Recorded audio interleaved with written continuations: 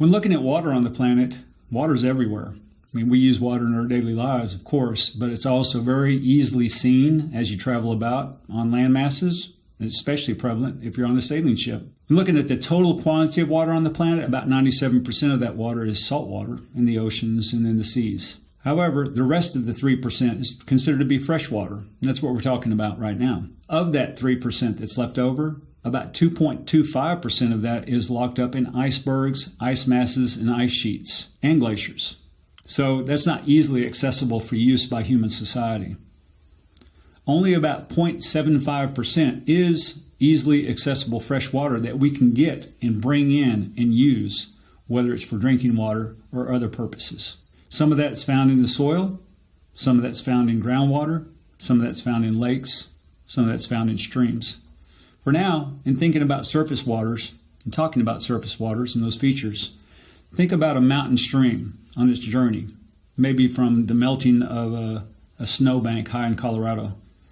And the journey of the water starts flowing downhill, gaining traction as it heads downhill and other streams flow into it, adding to the quantity of water, volume of water, and as that water heads downhill towards the Mississippi, say, and into the Gulf of Mexico. If you can visualize that, you know that a lot of things happen to that water along the way.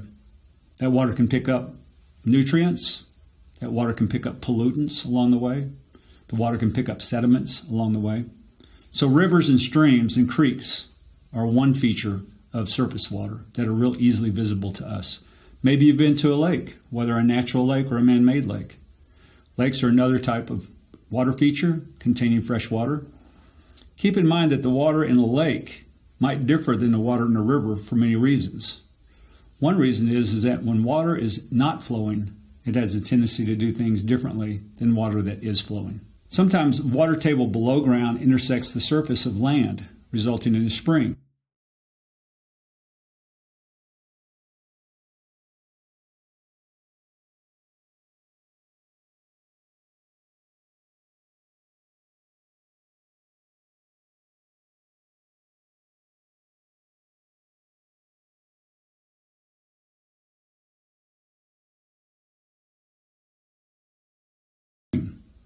In the spring, very cold, clear water, sometimes used for drinking water, are very obvious features. Some springs pump millions of gallons of water a day onto the surface, forming rivers and streams. Sometimes humans interfere with the flow of surface waters by building dams, channelizing rivers, withdrawing so much volume from rivers and streams that it impacts the aquatic ecosystem. Suffice to say that surface waters definitely are the more visible and more used part of the water system on the planet Earth.